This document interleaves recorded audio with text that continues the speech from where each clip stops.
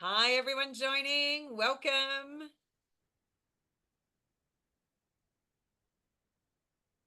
Welcome, everyone. There's some familiar faces I'm seeing and some new faces as well. This is fantastic. Let me just let everyone in here.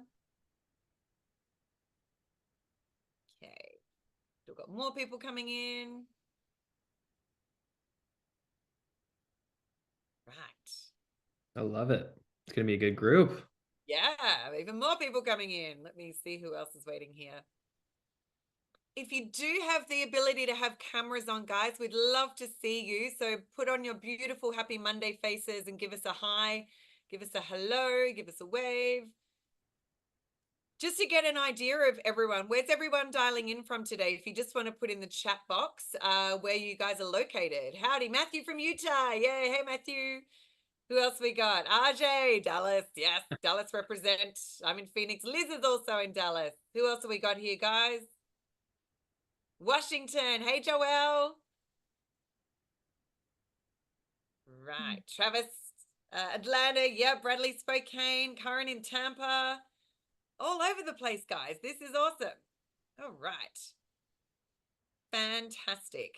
So let's jump in, guys. We're expecting a few more people to join, but I'm always conscious of everybody else's time. So we want to get started because RJ has a lot to share with us on this call. And if I can just start off by going back a little while. So RJ and I have both been really personally invested in sales and sales techniques for quite some time. And funnily enough, even though RJ and I are in a lot of the same groups and things, and we're definitely connected, we found ourselves on a sales call. Was that about 6 months ago, RJ? Yeah, just about. Yeah. We found ourselves on a sales call with this other provider that is an expert in sales. And RJ and I were like, what are you doing on this call? You're a person. But it's really interesting because a lot of the concepts that we both got taught through this other sales company are relative no matter what business you're in. And I think at the moment, folks, for a lot of you joining this call, a lot of you, thank you all for joining and filling out the little form that we had prior to joining. What I'm noticing is some really common things, right? Yes, there's still lots of deals out there in the current market, but also, yes, is sellers are negotiating harder. Deals are getting a little bit harder to close. Buyers are being a little bit more picky. So, what does this all mean? It simply means that we're in a different market. Markets go through cycles. Like any kind of real estate, land is no different. We go through these cycles of being in a buyer's market or a seller's market. And just like in the Wizard of Oz, where it's like, we're not in Kansas anymore, Toto. It's the same thing with vacant land. We're not in 2020 and 2021. So that means that we do need to really lean into some different sales tactics and think about our deals a little bit differently, but also think about our leads a little bit differently as well, because every lead is a lead. What we need to think about now is how we approach that lead, how we nurture that lead, what we're doing with our offer process and our nurturing and follow up.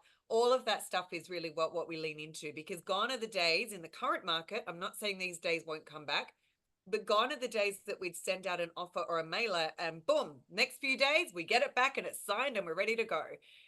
That's just about market cycles. So RJ is going to talk a lot more about all of that today and then some, and give you all some hints, some tips, some strategies, some secret store source stuff that's really made a difference in how he's managing his pipeline. Because when we started to talk about this the other week, we both realized that not only do we both have a passion about this stuff, because my job is getting all of you leads. RJ's job is going to be how to help you close more of those leads as well. So RJ, I'm not going to make the assumption that everyone on this call knows who you are, even though you've got a very popular name. Do you want to just give them all a little bit more about your background and what brings you to this call today? Absolutely. Yeah, no. Thanks, AJ. This was a great setup for today. So, hey, everybody. Ajay here, based in Dallas, Texas. I think, Liz, I saw you're from Dallas. I'm in the McKinney area specifically. You too? No, I'm so curious. Frisco. Okay, I just moved from Frisco. I was on like Coyton, Maine, and now I'm on like Coyton, Virginia Parkway. So we're not far from each other. That's But so close to where I am. Yes. that's so funny. Such a small world. I love it. I I love it. know. That's great. So yeah, guys, I've been in land for about 4 years now. I've been full time for about 3 of those.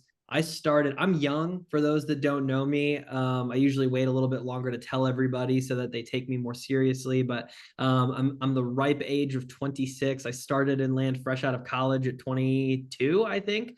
So, I started in corporate, was boring. I couldn't control my income, didn't like it. I got 6 weeks in and was like, this sucks. I want to make more money. And so I stumbled into land, sent out a mailer, made 9 grand on my first mail piece, I think 3 weeks after buying a course. And so I was like, okay, there's something to this, and just kept reinvesting, kept doing it. Today, me and my business partner, Ben, if any of you guys know him, Ben Pijanowski, we run a team of 7 staff, 3 in the US, 4 in the Philippines. We do a lot of flips and double closings, but we're doing an entitlement. We've done a couple minor lot splits. We're working on a 7-figure subdivide right now. So, we're all over the place. We've got a good wheelhouse, but the backbone of everything we do is good sales and good sales process. So like AJ was talking about, when I hit about year 2 in this business, I was making money, which was awesome, and enough money to be sending out 10,000, 20,000 mailers a month. And back then response rates were higher than, what they are now. And I just remember I was like, I'm spending more money on marketing, but the money I'm making is either less or the same. This is a little bit weird. What's going on? And so that's when I realized, this business is, number one, a marketing business, right? Which is a huge, huge problem to solve for. And AJ, you guys are so good at that, right? It's like, hey, you put money in and we can spit out leads, but the second portion of this is sales. And we need to make sure we've got good fundamentals on both sides so we can create leads and then turn those leads into contracts/deals, however you want to quantify what success looks like in your business. Okay. So with that said, I set out on a journey to figure out what is good sales, what is good sales process. And that led me through a lot of good sales training in the house wholesaling space. Ren Bartlett, Jenny Hudspeth, Eric Brewer. I dove into overall sales, Jeremy Lee Minor, Cole Gordon. And so, there's tons and tons of stuff out there on sales. No shortage of good sales and good sales tactics. But my point here today, y'all, is that I want to leave you with very tactical information so that in the least, all of you leave with something so you can go into your leads that you either didn't close or you think are dead. And I promise every single one of you, there are deals sitting in those leads. I promise. If I can add to that, Ajay, this is really Please. good. I was actually just on a call with a customer before and we were talking about their lead flow at the moment. And he's like, right, so I've had 16 new leads come in since the last mailer. I'm working through all of those. A lot of them are wanting more than market. A lot of them are negotiating hard. So, they're not great leads. And I was like, they are great leads. We just got to look at them differently. So in the current market, because, a lead is a lead, right? They've reached out for some reason and I love what Callan's putting out there at the moment too, right? Looking at those people that do want higher value and can we actually look at that deal a little differently? So how is your team really thinking about leads at the moment, Ajay? Totally. Such a good question. And here's what I'll say is, I'm like a very almost too meta in how I think about this business sometimes. And what I mean by that is there's degrees of thinking about this, right? So as we're diving into this topic, I think it's important to define what a lead is. How I think about a lead is it's somebody I have the potential to do business with. Okay. And that means 2 things for us in land specifically. I need a person, right? A human that I can do business with, and they need to own a property that I can do business with. So we essentially need qualification on 2 sides. What does a qualified prospect at the human, the person level look like? What does a qualified prospect look like at the property level? Okay. Now, here's another exercise to think about this is anybody know who Bill Gates is? Put a hand up if you know who Bill Gates is. Okay, awesome. Some of us, hopefully all of us, if you've heard of Windows, Microsoft, those are some things that maybe you've heard before. He founded that company. I'm teasing a little bit. The reason I'm bringing it up is because over the past decade, it's been no secret that Bill Gates has been buying up a lot of farmland, right? So at some level, I could call Bill Gates a lead. He's a person that owns a property. That's somebody I could do business with.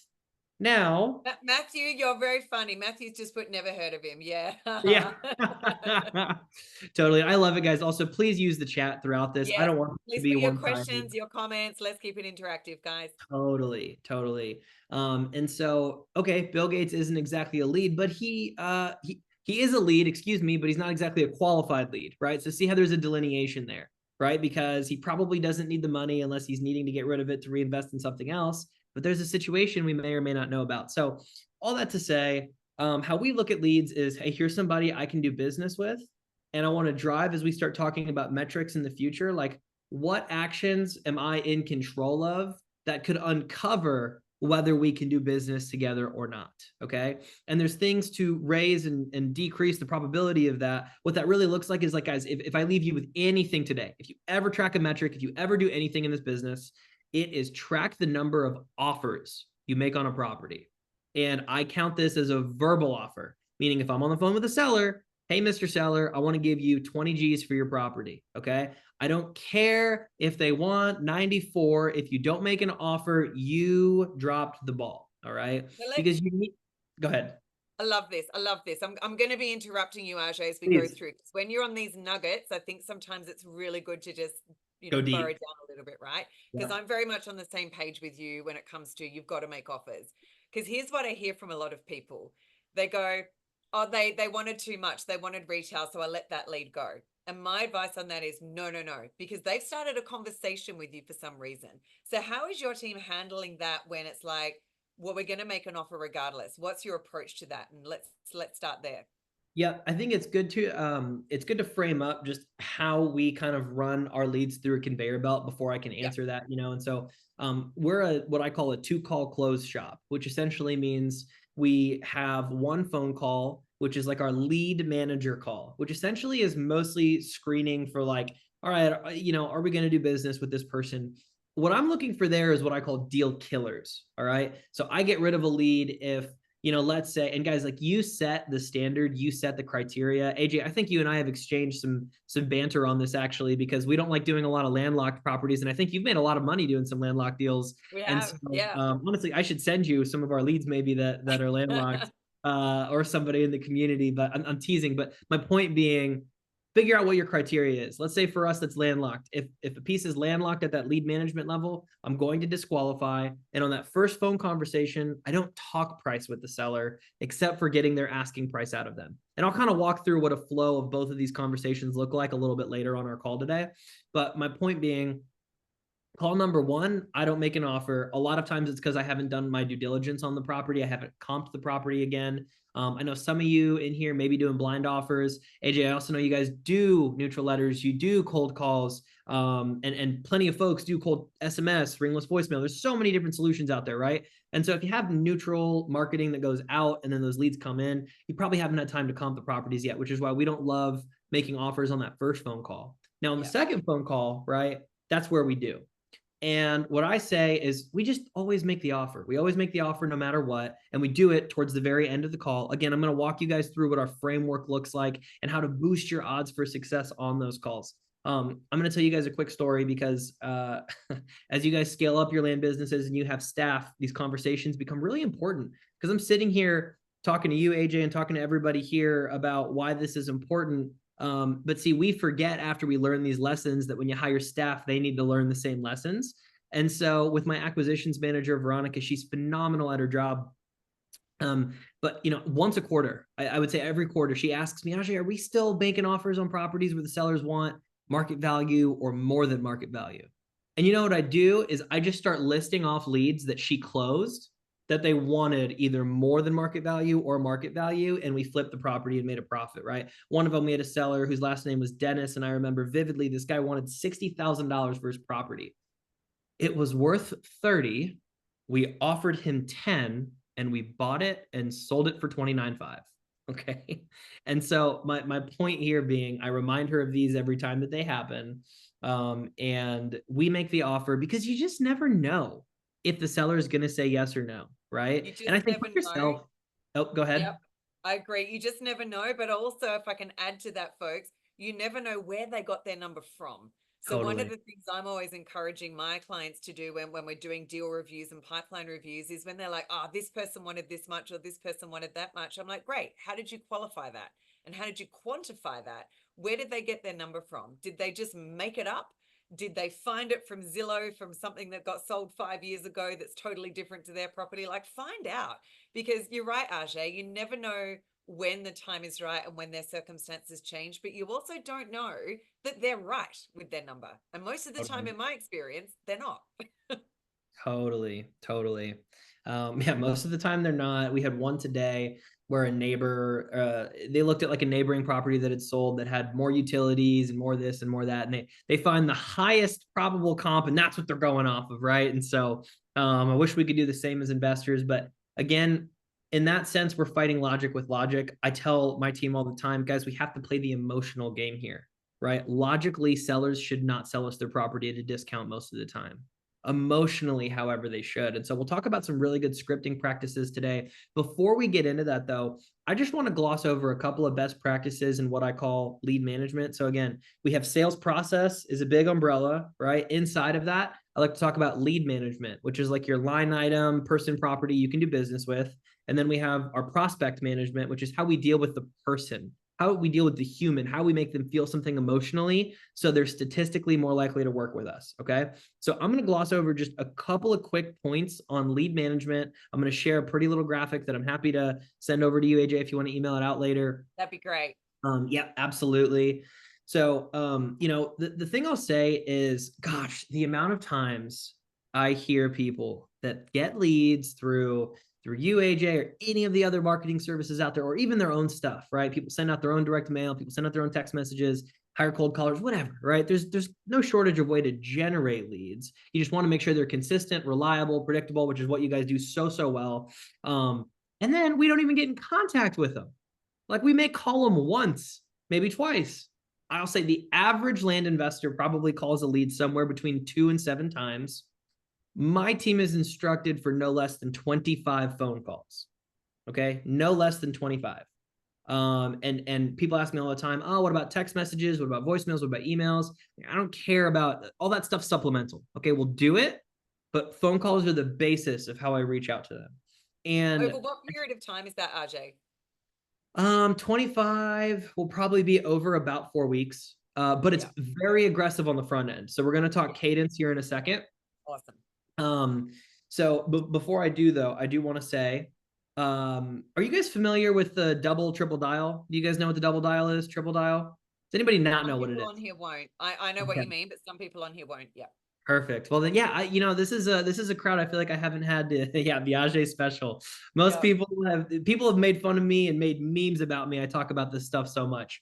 But guys, this right here will move the needle so much in your business. So much in your business. Okay. And this is, if you leave with nothing else besides the double, triple dial and making offers today, I promise you could probably triple your business. I know that's what happened to me as soon as we learned these things.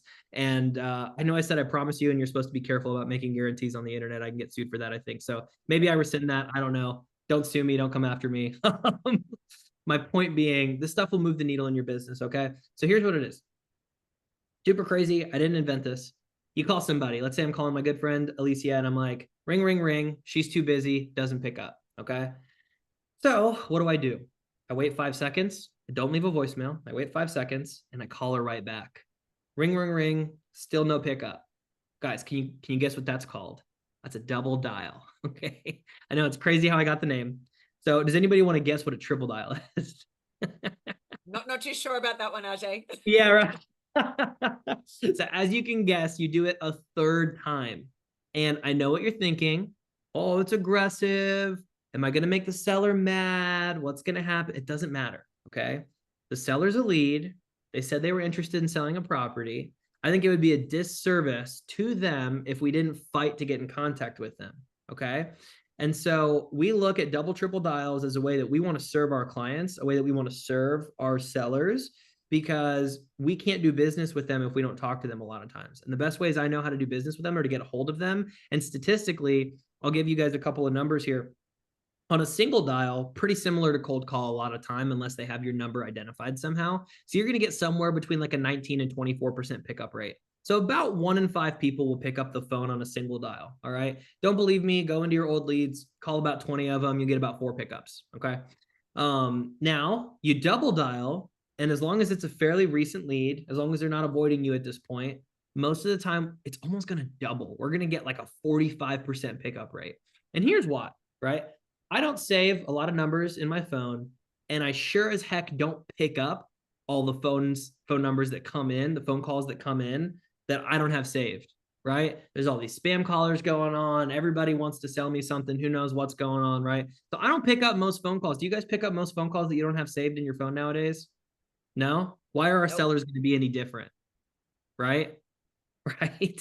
So we have to remember our sellers are people too. And so that double and triple dial is statistically going to boost them picking up because their short-term memory is going to perceive it as another dial. And so they're going to be like, oh, somebody's manually trying to get a hold of me. It's going to automatically trigger urgency, right? If somebody calls me twice, like, I don't know about you guys, if like your sibling or your mom calls twice, you're like, oh my God, somebody died. Something happened. If any of you have kids here, you're like, Billy got in a fight at school, he's suspended. I don't know, right? All sorts of stuff goes on. Now, a common fear I hear from a lot of folks that are scared to do the double or triple dial is like, what if the seller picks up and they're mad? All right. Big thing here. I think sellers need to be told how to feel. And what I mean by that is like, I don't know if you guys are cinema people at all here. I love movies. And like music is really just the movie telling me how I should feel. Side characters, a lot of times, are a movie telling me how I should feel. We can do the same thing in our sales calls by setting a tone. And what I mean by that is if I triple dial Alicia, right? And she picks up and she's like, what do you want? Right. And I'm just like, hey, Alicia, I've been trying to get a hold of you. Like, is now a good time to chat?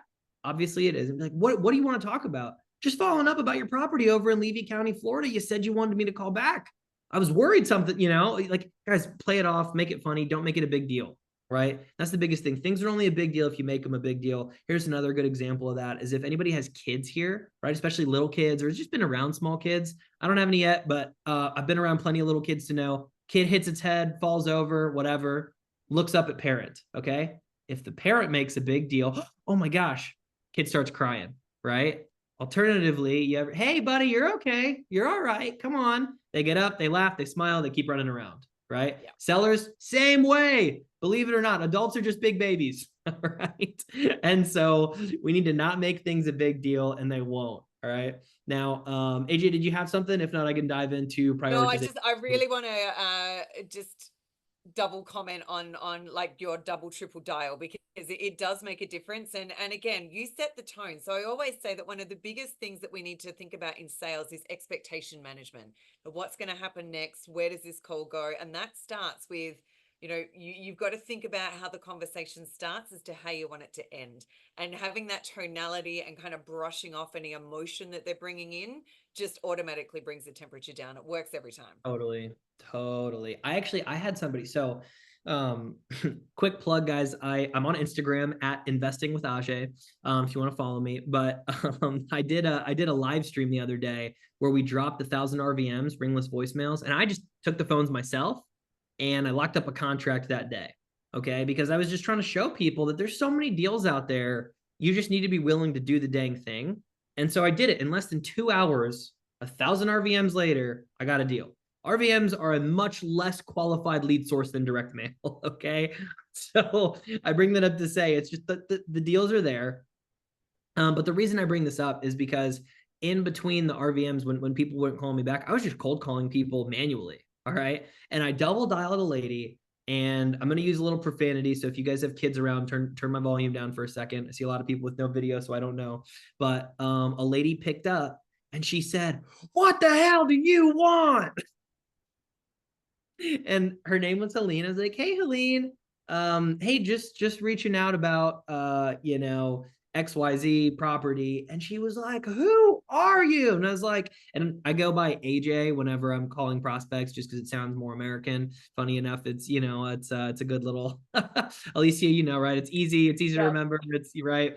So I'm like, "Oh, it's AJ." And she's like, "Well, what do you want, AJ?" And here's what I did, guys. I said, "Hey, Helene, can I ask, did I catch you in a bad mood?" Guys, she's like cursing me out, yelling, hooting, hollering. And immediately she comes down and she's like, "It's just raining outside and I was bringing in groceries and you called me twice." And I was like, "Okay. I'm so sorry. I had no idea. Is there a better time we should chat?" And she was just like, "No, like, what can I do for you?" And she wasn't a good prospect. She ended up, her nephew had bought the property off of her or something, so she didn't even own it anymore. But the point being, just like Alicia said, you can bring the temperature down just by acting normal. Karan, to your point, yeah, exactly. Like, just call them out.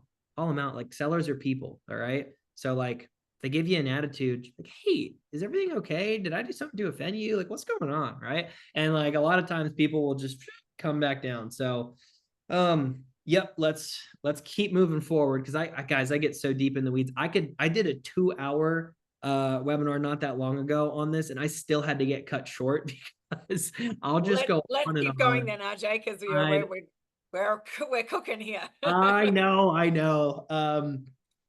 So I bring that up to say, real quick, a big thing here too on the lead management side is you want to make sure you are disqualifying bad leads and moving forward good leads as quickly as possible. So we prioritize based on 2 criteria, recency and urgency. I'm going to say it again, recency and urgency. Okay. Recency is how recently did that lead come into your pipe? A lead that came into my pipeline 20 minutes ago is probably always going to be hotter than a lead that came in 20 days ago. All right. Why is that? I like to say we have this, like, if you guys play video games, this like rapport meter with our sellers. And every time they think about who we are, we have some sort of interaction, whether it's marketing, whether it's a phone call, whether it's a text message, an email, some interaction, we build up that rapport meter. Okay.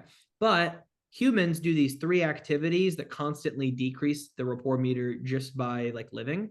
And I say those 3 activities are eating, sleeping, and pooping. Okay. Every time you do one of those 3, you forget about whatever you were thinking about before. If you don't believe me, take a notebook around for a couple days, write down what you're thinking about before an activity, write down what you're thinking about after. It's probably 2 different things. If anybody in your life is wondering why you're bringing around a notebook everywhere, don't blame me. Okay. But the point being, again, our sellers are humans too. Okay. And so they're going to forget about us. They're going to forget about our mailer, forget about our text message, forget about our cold call over time. And so it becomes more and more important that we reach out to them and connect with them. Notice again, I'm talking about connection rate with the double and triple dial connection with our sellers. The more time that goes by, the less likely that conversation is going to be productive. The faster we do it, money loves speed, y'all. Money loves speed. Faster we do it, the more likely we are to do business with them. And that being said, if you connect with them, now I can either qualify or disqualify them. If I can disqualify them, I eliminate them out of my pipeline, cut, kill, whatever you want to call it, right? But I want them out of my pipeline if they're a bad lead, either prospect or property, because it clogs up my pipeline ever. Clogs it up. I don't know about you guys. I hate clogged pipelines, okay? Which is why I invented all this. Invented is a strong word, but why we do all this stuff is because I don't want tons of bad leads and you call them. And how demotivating is it someday when you get in a good groove of calling your leads and it's just like bad property, bad person, crap situation for like 2 hours straight? You're like, this sucks. Nobody's even answering the phone. And when they do, they're all trash, right? So the point is, if we can get rid of those bad leads as fast as possible, we're more often working with the good ones. All right. Yeah.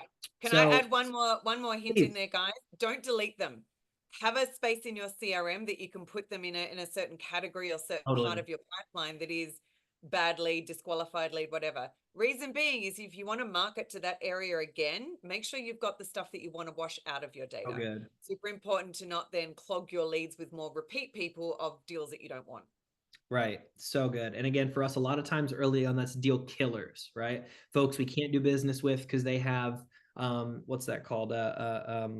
Undivided interests maybe, and it's going to be hard to track folks down. There's not enough juice in the deal to go after that. Or, properties that are landlocked, sorry, AJ, all wetland if it's not a hunting property, floodplain if it's like Arizona, depending on the state, right? Florida floodplains are fine. Arizona, Texas, not so much. But figure out what your disqualifiers are, eliminate, and then figure out what makes your deals very urgent. For us, that'd be like a low asking price. If a property is worth 100 grand and the seller wants 30, I'm personally going to triple dial that lead every single day until they tell me to kick rocks, because there's an annual salary on the hook here. Okay. Yeah. So yeah, were you going to add something? No, so once you've done urgency and recency, what next? Where do you guys move your leads to next? Yep. So, I'm going to share my screen actually and just show y'all kind of what this looks like in our business and how our follow-up cadence is. So here we go. Can you guys see my screen? Yep.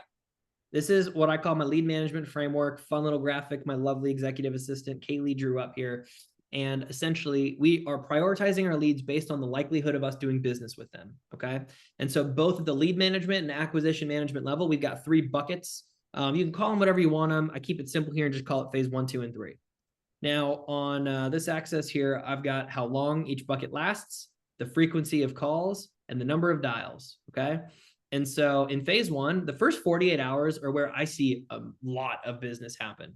Quick elimination, quick urgency, just fast action. You could extend that to 4 days if you want. I think about 50% of my deals come in that first 4 days, and then another 50% come within like 50% might be high, maybe 35, 40% come in that next like 3 weeks. And then after that, it's kind of slow game, but the deals come. And so for us, for 2 days, we're going to triple dial twice a day. Yep, that's aggressive. Don't care. It's a really hot lead because it's recent, right? Because we prioritize based on recency and urgency. If we've gone. Can I add to this while you're going through this, Ajay? Absolutely. For everyone listening, here's the thing I want you to take on board here. What Ajay's showing you here is what he and his team are prepared to do over and above what the majority of other land people out there are doing. So if you're still in the, I'm only going to call them once and wait for them to call me back, you're not in control of the narrative. So what Ajay is going through here, I'm calling you AJ because of I know. but what Ajay is going through here is really about how do you control the narrative of what happens next and when that happens, right? Sorry, Ajay, I just wanted to put that in there. No, it's so good. It's so good. So for us, for 2 days, we're triple dialing twice a day. If they don't answer after all that, I'm still calling them daily for 2 weeks. Okay. And we're going to double dial. I don't believe in calling for less than a double dial. I almost think it's just a waste of time. Why would I ever single dial somebody? In my opinion, it's such a minimally invasive activity, so easy to implement, so to speak. So I'm going to do that for 2 more weeks. After that, 2 more weeks. For twice a week, we like Tuesdays and Thursdays, we're going to double dial, right? And again, I'm trying to eliminate bad leads, expedite good ones. I really like alliteration, assonance, rhyming, if you can't tell, guys. I'm still like a 3rd grader at heart. And so I like being able to talk through a lot of this stuff. But the goal here is, how do I prioritize based on the likelihood of me doing business with a lead, right? More recently, a lead came in, higher my rapport meter is, more likely I am to do business with them, okay? And so that's a lot of how we base our lead management practice off of.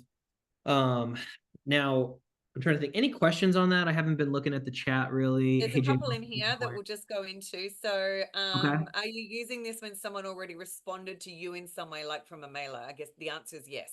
The answer is yes. And guys, just for reference too, when we send out direct mail, I don't want to set this as the baseline, but we did about 60,000 neutral letters earlier this year, and we had a close rate on qualified leads of about 27%. Okay. That's amazing. It was nuts. I don't know that it's normal or not, but I know that now on the rest of our marketing channels, I think our close rate's somewhere between like 8 and 12%, depending on the campaign, to get a contract signed. Okay. And then, of course, you're going to get some fall through because of title issues or something crazy happens. But the point being, direct mail leads are banger. I love direct mail. I know it's a lot of what you guys do here. And so I just want to point out, like, yeah, a lot of direct mail, a lot of cold calling, and both of them are awesome these days. Yeah. Again, speed to lead, right? Speed to lead. As soon as that lead comes in. The next question from Joelle: how much more does the pickup increase with the 3rd call? Gosh, so I think, and this is, I'm always hesitant to give out blanket numbers because it's not just like this all the time, but we see a single dial at about 20%, a double dial at about 40, 45, and then a triple dial is anywhere between like 45 and 60, just depending on the day. It's a bit of a wild card, but you get more pickups is what I'll say. Yeah, and the more pickups I get, the more people I can eliminate or expedite, which means the more business I can do. Because there's a speed component to this, guys. Like, here's what a lot of folks don't realize, especially while you keep your overheads low, if you're still solopreneuring it, doing a little bit of marketing. When you start scaling that up, like for us, before I even pay myself, I've got 20 grand in overhead, rain or shine, right? Which sounds like a lot to some people. It's not a lot to a lot of other people. Just depends on your business. Speed to lead really matters when you scale it up, because the faster I get in contact with the lead, the sooner I can do that deal, the sooner I can monetize it, right? And speed really matters because I need to reinvest in the business. I need cash to come back in. And so in terms of longevity, like, I would much rather get paid in July versus December. I don't know about you guys. And that can happen if I just talk to my leads sooner. Simple philosophy there, right? Exactly. Yeah. Another question in here, Ajay: do you buy all your properties, or have you got them under a 6-month contract or something similar? Great question, Joel. I do about half and half. So we do half like double close option contracts, and the other half we we buy and flip. It just depends how deep our discount Depends is. on the property, right? Yeah. Totally. Absolutely. That's awesome. Let's jump into the next thing then. So we've really gone through two cold close. Let's jump through to what's next. Yep. So let's start talking about on that first call, our lead management call. I like to say we're talking about the property 80% of the time, the price, or excuse me, property 20% of the 80% of the time, the person 20%. Goodness gracious. I looked ahead in my notes and I got excited there. Sorry. So I'm going to say that one more time. 80% property on first call, 20% prospect. Okay. 20% is in the person. I have two goals at the end of that lead management call. Number one is an asking price out of my seller. I wait till the very end of my call to do that because I want rapport built with my seller for them to volunteer that information. Number two is a booked appointment for my closing call. Schedule it out however much time you think you need for due diligence. Later that day, the next day, I don't care. What I know is more people are always going to show up if I have a booked appointment. Okay. Here's how we do that. We have a free Calendly account, free. Okay. Maybe we upgraded recently to the $10 a month account. Regardless, very affordable. And you just ask your seller what the best time is. You put in their phone number, you put in their email, and it auto sends out notifications. It's so simple. Now, I do that. I keep the onus on me and my team because our sellers traditionally are kind of lazy. And so I'm going to give them the least amount of onus and the least amount of responsibility possible a lot of times. Okay. Now, that's our lead management call. I'm going to pivot and start talking acquisition manager call, because this is like real meat and potatoes that I don't think anybody in our space is talking enough about. Alicia, would you agree? Like the actual, negotiation, sales, rapport building, all this stuff that for those of us that have been through some sales training, you're like, what are we doing? Right. And so with that, I already talked about how I do not disqualify based on an asking price. Okay. And here's an example, guys. Like we're all smart people here. A lot of us have an investment brain, business brain.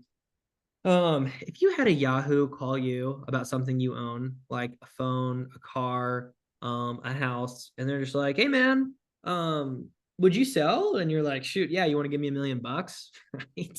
Like, I might do that. You might do that. So why do we think our prospect wouldn't do it? But flip around, and what if it's something you didn't really use or you didn't really need, right? And you didn't really think about it until later. Like, let's say it's like a printer you've got in the back of your office, right? And you're like, dude, I don't know. I don't feel like dealing with this. Like, used to be my dad's printer, passed away, whatever. And she's like, yeah, man, but I'm a printer collector. Could I make you an offer? Sure. And it's just like, hey, I'm curious, like, what are you doing with your life? Oh man, not a lot, but I wish I could do this big thing. I wish I could go to this Disney World trip. Oh, well, if I gave you enough money on that printer to take you to Disney World, with that, you know what I mean? So like my point here, I'm glossing over this. I'm going to get more in depth on what this looks like in our script. But the point is, I want to be selling on emotion, not logic. Because if I just call the seller and I'm like, hey, Alicia, can I give you 20 grand for your 40 grand property? Not a very compelling sales pitch, is it? So here's what that looks like. I've got a framework that I use on these. I learned a lot of what I know in terms of this framework from my friend Jenny Hudspeth. Alicia, I know you actually know Jenny, right? From some masterminds. Yeah, Jenny's friend. She's awesome. Oh my gosh, she is amazing. She's amazing. She was actually at my wedding last month, and she was so funny. 5 months pregnant, hitting the dance floor like crazy. So she's too fun. If you don't know who Jenny Hudspeth is, she's over at REI Sales Tools, teaches people about sales. She's freaking awesome. But I've got a big script. I'll just go ahead and put together like a Google Drive for you, Alicia, that you can share with everybody. We can get it out to everyone. Yeah. That'd be great. I'll put a couple of scripts, this framework. We'll keep it fun for everyone. But in this, right, you always start and you call your seller. This is where we frame, right? So like we're on the phone with them, opener of whatever kind. Hey, Alicia, it's Ajay with Assets for Acres. I saw here you were interested in selling your property. Is now a good time to chat? Do you have 5 minutes to chat? Whatever you want to do to open them up, right? Just make sure you're at a good time. They could be busy. It could be bad. I hear people all the time get in. They're like, hey, so I was looking at your property and I was wondering, da, da, da, da. It's like, guys, whoa. You don't even know if this is a good time for the prospect to chat. You might just be like, wow, he was unmotivated. No, dude, he had a crying 2-year-old and was changing a diaper. Like, it's not that he wasn't motivated. You called him at a terrible time and you didn't know, right? And so it becomes so important to ask the seller, hey, is now a good time to chat? I know it's so simple. Yeah, it's a good time. Okay, great. How this call is going to look is I'm going to clarify some information, ask you a few more questions, and if all checks out, Like, I'm going to present you with an offer, or we're going to go over details to see if we can work together. Sound good? The reason I like talking about the offer coming later, like, guys, you ever been on a phone call and in the first 30 seconds, the seller's like, well, what's your offer? What's your offer? Right. And I like making fun of the sellers because they're so funny sometimes. But that's how they started off, right? If I tell them that's coming later, they're a lot less likely to come at me like that. Okay. I basically give them an agenda for the phone call in the first 30 Manage minutes. the expectation, as I say. Exactly. I like that. Manage the expectation. So simple, right? And so we start there. They say, okay, sounds good. After that, I dive in. I always start with an open-ended question. One of those things that builds up the rapport meter with your seller is you can get them to talk. The more they talk, the more they trust you. Classic principle from How to Win Friends and Influence People. I can't remember what the rule is, but it's a classic book, 100 years old, on sales and persuasion. And essentially, I just remember it was like, oh, I went to this cocktail party and I chatted with this guy and he talked the entire night. And he told my friend at the end of the night, Ajay was such a great conversationalist. And it was like, well, he didn't even talk. How funny is that, right? Because people love to talk about themselves. So let them talk about themselves, and their property is a good way to do that, right? I always say, what's people's favorite topic? Themselves. And the other principle is, people do business with people that they know, like, and trust. Totally. What is part of that is conversation. Totally.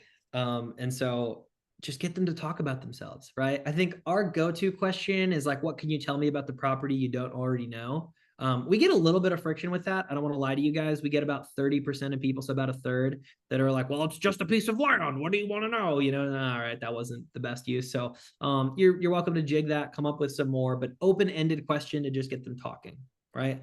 Once they've done that, I like to go with the past, present, future of a line of questioning. So I'll start in the past. Alicia, I see you've owned this property since 1981. What was going on in 1981? Right? I'm trying to ask a nebulous question to get them to talk about why they bought the property without being like, so what got you to get to, how did you get to the property? I think that's just how everybody else sounds these days, right? We're all asking the same question. So just try to sound a little bit different. I say that as I'm teaching you on my script, but here we go. So, it's like, okay, what was going on in 1981? They're going to tell me. You bridge to the present. Got it. And Alicia, you're calling me, so it sounds like you're interested in selling. How long have you been thinking about selling your property? Well, you guys called me, okay, yep, totally makes sense, right? We get that all the time, right? And so whenever that happens, quick side note, guys, if the seller ever like kind of comes at us or asks us a question, I look at that as all of a sudden we've got to react. Okay. And I like to be very proactive in my phone calls. And what that looks like is I'm the driver. So I always need to finish off with a question, no matter what they ask me. So if they're just like, hey, what's your offer? Right. And I'm like, oh, hey, totally understand, AJ. I just need to confirm a couple of quick things. And then we're going to get into that. So can you tell me more about like the road there on the property? Is that a paved or gravel road? Right. See, I don't answer the question. Right. But I get right back in. And I need them to answer. Acknowledge, deflect, and keep going forward. Exactly. Acknowledge, deflect, and keep going forward. But you got to finish with the question. You just keep driving. Like if I were to just be like, our offer is 35, right? Totally ruins the call. Now I can't build rapport. Now I can't get emotion. So now we're going to jump back into the present. Okay. So I'm in the present. Okay. Got it. How long you been thinking about selling? About 3 months. Okay. Can I ask, like, was there anything going on 3 months ago? You're trying to see if there was an event that triggered them to need money. Because guys, yeah, we're all in the land business. But in reality, we sell money. I don't know if you guys realize that, but like we sell money. Okay. That's what we do on the acquisition side is I sell people money and I sell it to them fast, right? Just like a CarMax car dealership kind of scenario, just like a cash for gold store, right? We sell people money quickly. And so in order to do that effectively, I'm trying to get emotion out of people. And I want to understand if there was some event that occurred that caused them to need money. Because if I do, I can sell from the need rather than shooting from the hip. Okay. So in the present, try to figure out what changed, what's going on. Awesome. Well, hey, we're sitting here talking now. Like, help me understand. Here's a good question. I don't know if you guys teach this or not, Alicia. I would love this question when we mail is, like, what about our mailer made you reach out? Right. I love that question because you're not exactly asking like, why are you interested in selling or why do you call me? But a lot of times they'll just uncover motivation or they'll tell you something about the mail piece they really, really like. Okay. And so that's good feedback if you know your marketing's working, which obviously it's working if you're working with Alicia here. But like the point being, you get feedback on that stuff, and that's so good because we can all learn from that, right? So, anyways, good question I'd like to ask. Were you about to I add would something? actually just take that one level deeper. Where the lead came from, ask them what prompted them to call you. Because a lot of the times, if it's a website lead or a social media lead Good. or a Yep. mail lead, like, what prompted you about our ad, our website, our this? And I've got two customers on here in particular that I know, and I won't call them out, but I know that people have gone to their website and checked them out and called them because of what they read or what they saw. So different things will prompt people in different ways, guys, and find out what that is so you can leverage it. Totally. Yeah. So we're at the present. How do you move We're at into the the present. future? Such a good question. So in the present, we'd be asking questions about like, what do you want to do now? Why are you selling now? What makes you interested in selling your property today, right? In the future, I'm going to ask a question like, okay, and like, fast forward, we were to sell your property. Are you looking to buy another one? What are you looking to do with? I don't like asking like, what would you do with the money? So matter of fact. So humans naturally really like to correct you. So be like, oh, like, are you looking to invest in another investment property or do something else? Oh, I'd do something else.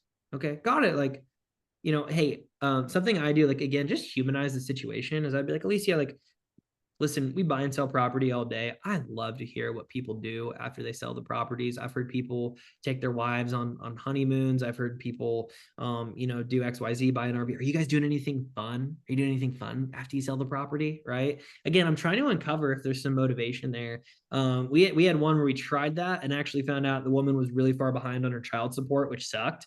But she wanted 70,000 for a $50,000 property, and we got a contract signed at 26. So, not like perfect, but like we had an opportunity to sell from the need and we used it, and so she was able to catch up on her child support, which was sick. We bought a property, like it all worked out. So anyways, yeah, that's how we bridge into the future is like, hey, what would you do in the future? What would you be looking to do? What would you do with the proceeds? What would you do? Would you do anything fun? That sort of a thing. Right. Yeah. Now, at that point, I'm going to pause and try to figure out, have I eliminated all potential deal killers? Okay. And when I say deal killers, I think it's Alex Hormozy likes to say it's an obstacle before we reveal price, meaning like our offer, and it's an objection after. Okay. And there's only 4 types of like objections, obstacles, whatever you want to call them, that we're looking for. All right. So number 1, you have a price objection. Crazy. I know not all sellers want us to buy their land at a certain price. That one can be really difficult to overcome, but there's some little tools and tactics we use. Number 2 is timing, especially if you guys are if you're double closing or you need to do due diligence or that sort of thing. Number 3 is certainty. Okay. What that means is, again, if you guys are Hormozy fans at all, he talks about the like perceived likelihood of achievement, right? So like, what's the customer's perception that like the thing you're promising is actually going to happen, right? Certainty, the desired outcome, the promise that we're making them, is it really going to happen? And the 4th is like spouse partner, which is like really common, right? I need to talk to my husband, wife, brother, cousin, uncle, realtor, whatever. A lot of times it's spouse, like husband, wife, or business partner, or brother, whatever. And so there are things we can do ahead of time to get ahead of those, right? So if that isn't through past, present, future, if I haven't uncovered that stuff naturally, I'm gonna dig a layer deeper and be like, oh, got it, Alicia, I see you're on the deed. Are you the only person on the deed? Yeah, I'm the only one. Got it. So are you the only person that has to sign off on the sale of this property? Yes or no? Yes. Awesome. I probably won't get a partner spouse objection. No, well, yeah, I'd have to talk to my wife. I'd have to talk to my husband. Oh, got it. And have you guys already had a conversation about selling the property? Right? Yeah, we have. Okay. So you guys are already aligned on price and terms then? Yes. So now in the future, if they hit you with, I have to talk to my husband or wife, you'd be like, oh, I'm confused. I thought you said you guys had already talked about this. And there's something else going on there. Right? So we're trying to get a lot of those potential objections out of the way ahead of time. That's partner spouse. You've got price is one that's really unique, and I'm going to drill into it because I know we've only got 10 minutes, but we run into price all the time. Okay. And so how we typically go about price is typically our first offer in land is insulting, or at least it should be. Like if anybody really like resoundingly says yes to our first offer, we offered them too much money. I hate to say it, but it's true. Okay. And so what that means is A lot of times I like to shift blame on that first offer. It's this concept I took from Eric Brewer, who's a big Novation King guy. But essentially, if let's say a seller wants 100 grand for 100 grand property, Taylor's oldest time, right? I'd be on the phone and I would be like, hey Liz, I'm seeing that investors are paying between 40 and 50,000 for properties like these. What would you say to one of those investors if they made an offer like that? Notice that I didn't make that offer. Notice that I said investors. So number one, I like that methodology because it's truthful. I know for a fact in any given market, any given asset class, some investor is paying 40 to 50 cents on the dollar. I don't care what it is. It can be commercial, apartments, flex space, industrial lot. I don't care what it is. Some investor somewhere is paying 40 to 50 cents on the dollar. I can almost guarantee it. Okay. And so I feel very honest using that verbiage. I see investors are paying 40 to 50,000 for properties like these in the area.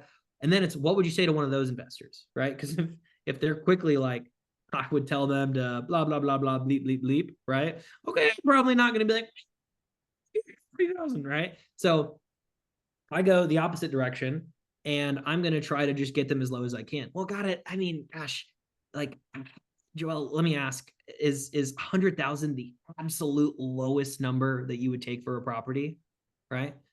And if they hesitate, well, cool. They take a lower number. That's all I needed, right? I actually just had a seller. I cold called this seller. He owned 160 acres in Calhoun County, Florida. And he told me 10K an acre was his rock bottom price, right?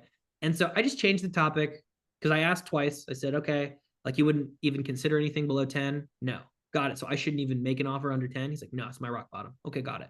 Talked to him for another 5-10 minutes. And then I tried it again. I was like, listen, so I am seeing investors in this area are paying around 4,000 an acre for a property like these. What would you say to one of those? And he's like, yeah, like I've had offers like that. I'd be like, got it. So like, is it not even worth my time to come up with an offer if it's similar? And again, didn't exactly make the offer yet, right? But I'm getting close to it. It's like, well, you should go ahead and write it up. Okay, got it. Well, so just so I understand, I mean, like, where do you think we'd stand if I made an offer at $400,000 for this? And he'd be like, well, I'd have to right? But we're getting closer. And the point is just to like keep getting closer and see where you can feel out the seller, right? So you can go from the top, you can go But from the by the bottom. way, if I can just interject there, RJ, because I Please. think this is really awesome. If anyone's been following the logic of what RJ's doing so far, at this stage in the conversation, he's already asked probably twice as many questions as what most other land people out there are doing. Totally. So what that does in the psychology of the property owner, number one, they're going to feel more comfortable with you. Number two, they're probably not going to have the same reaction as other people because they're now warm. They're not necessarily as cold, they're now warm. And number three, you've opened up their mind to different possibilities. So just through that level of questioning, they're going to go from closed to more open. Doesn't mean they're going to be wide open, but the possibility there. So you're kind of looking for that crack in the woodwork and then trying to expose that crack, right? Totally. It's really good, RJ. Thank you. Yeah, it's been a work in progress here for a bit, but it's been a lot of fun. And so on the front end, we try to say investors are paying. And then if that doesn't get very far, if, sometimes they bite and they're like, well, I'd consider, okay, got it. Well, and let's say guys, if they say yes, initially, let's talk about this too, because we only have a few minutes left here. And Alicia, I don't want to hold you hostage, but I have a little bit of time if we need to go over. I don't want to hold you to that if you need to jump, but I do have a hard stop, but okay. yeah, but we can always make a second call as well. Totally. Well, then I'm going to go through this very quickly. So on the front end, after somebody says like yes or no to something, because we've all gotten verbals and then not a contract signed, really important that we do what's called a tie down, which is what I call isolating certainty. Okay. And so let's say a seller's like, oh, like, let's say we get to 45,000. Yeah. I mean, I might say, got it. So, would you, how's 45,000? I think I would do 45,000. Got it. Okay. So Alicia, if I could make you an offer for $45,000 cash to close in the next 30 days or 90, depending on what you guys want to do, this is where you set the expectation, right? Manage expectations. Money. Yep, exactly. But early on, if I could get you an offer for $45,000, would anything prevent us from working together? That's the line I like. Would anything prevent us from working together? Right? Because a lot of times you'll get the secondary rejection right there. Exactly. Got it. So like we're good, you know? And if they say yes, boom, whip up that contract, get it to them as fast as possible. I like to get them signed live if you can get a fancy little zap going or something. But essentially, yeah, I mean, try to isolate that certainty. Got it. So, assuming we can get your wife to agree, assuming your wife is going to sign off on this, if she says yes, is there anything else preventing us from working together? Right? Use that for any of the objections. Got it. So if I was able to close within 45 days, would anything prevent us from working together? Yes or no? But you need to isolate. That's what isolating an objection actually looks like. Everyone's heard about, oh, in sales, you need to isolate and then overcome an objection. I don't know what that means, right? It's like a very nebulous, vague kind of topic. And so what that looks like is when you feel like you're running up against what is the objection, you say, hey, so aside from this, is there anything preventing us from working together?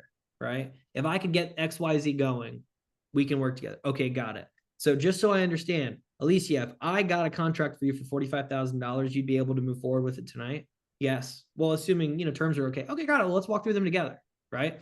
So that's how I'm working through contracts. That's how, I'm talking through people. We've only got a couple minutes, so I'm going to transition. Alicia, I'm willing to do another call, maybe next week or the We week got after. people in the chat going, they'd love a second call. And I Yeah. think what I'd love to do on the next call, RJ, because you've dropped so many amazing little things today. And guys, just while I'm doing a little wrap up here with RJ, can I just get you to start writing in the comments, what is your takeaway from today's call? Is it one thing that RJ said? Is it one thing you're going to implement? Like just in the chat, guys, what's just one takeaway from each of you that you've learned today that you can implement straight away? Because I think that's really awesome feedback for RJ. Just one thing, Karen. Yes, I know. Yeah, Maybe just your top thing. I'd love to see I've been that. typing a list, and here's the thing. I've done all this sales training too, but even if you think you're really good at sales, sometimes just having that refresher and thinking Totally. about how you're going to apply it to a current lead that's in your pipeline, to a current mailer that's going out, to a current cold call campaign, whatever it is. I think it's awesome. And Ajay, I think what I'd love to do on the next one, because if we can send out that script to everyone, let's do Totally. some live role plays. Let's Let's do actually it. do this. And I'm happy to play the seller, but I'd love for some of you to Oh, come back on and play the seller and bring some of your leads to the table where we can actually kind of do some real life stuff. Because whilst I think it's great to hear this stuff in theory, there's always going to be different ways that the oh, conversation goes. 100%. And so if we 100%. can do that, I think that would be awesome. Just some Yeah. feedback for you, Ajay. So loving the triple dial and calls, asking questions that lead up to the offer, not directly about the offer. That's a really good one, Matthew. Triple dial, double dial, triple dial. So much the script, multiple ways to develop rapport while priming for the offer conversation. Double and triple dialing to qualify the lead and move them in the pipeline. The persistence of follow-up. Yeah, and live stuff, always fun. Yeah, fantastic, Good. guys. And if I I could, really love that, and lots of love hearts and stuff happening. And yeah, that was awesome, RJ. So if you want to send me over that stuff, RJ, yeah, I'll get that out to everybody on this call, and then you and I can link up with another time. And so perfect. everyone on this call, you'll get first preference for coming to that second call. And as always, we will record this and get this out to everyone as well. But yeah, fantastic Perfect. stuff, RJ. I love And it. hey, Love it, love it, love it. And I can before already we see. jet, I do Yeah. want to make a quick announcement too. So, Yes. really bummed Alicia won't be there, but I am throwing a live event here in Dallas, Texas in 60 days from today. So, for those that can come, would love to have you guys for 2 days. We're going to be talking about the topic of scale, how to scale your land business, close more deals, build a business with more net profits that you are going to love. You can find the info at landscalingsummit.com. And if you use the code Supercharged, you get $100 off. So Woo! Supercharged for $100 off. I wanted to squeak it in there while we were at the very end, AJ. So That's awesome, Ajay. And by the way, guys, when he mentioned before about who did we mention that was pregnant at your wedding? That's a friend of mine. My mind's Any just gone blank. Hudspeth. Jenny. So Jenny's actually going to be there, guys, talking a lot Sure. about sales. She's fantastic to see live as well. So Very good. if you're in the area in Dallas or you want to fly into Dallas for the weekend, I cannot recommend it highly enough. Callum Faulkner's going to be there as well. Some fantastic other go-givers in the community. I would love to be there, but unfortunately, due to my visa, I have to leave the country, but then I'll be back. But some really cool stuff. I've also, guys, for those of you on the call who are currently not working with Supercharged offers and you want us to help you get more leads into those pipelines that you can then qualify with RJ stuff, I've just put a link into our calendar in there as well. And Jenny's last name is Hudspeth, Hudspeth. Yep, there we go. So awesome. Ajay, thank you so much. You and I will link up with your VA and organize another time. But guys, I hope you found that really encouraging, enlightening, educational, and really gave you an opportunity to look at all those leads in your pipeline and think about them a little differently. So more stuff to come. Yeah, thanks, Jason. I appreciate it. More stuff to come, folks. Ajay, love you. Love your work. You're amazing. And we'll organize another call again shortly. We'll do it. Appreciate y'all. Thanks so much for having me on, Thanks, Alicia. everyone. Thank you. Bye-bye. God bless.